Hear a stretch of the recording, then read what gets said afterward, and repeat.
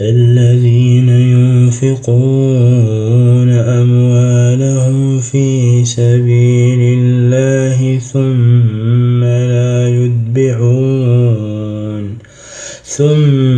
لا يتبعون ما أنفقوا منا ولا أذى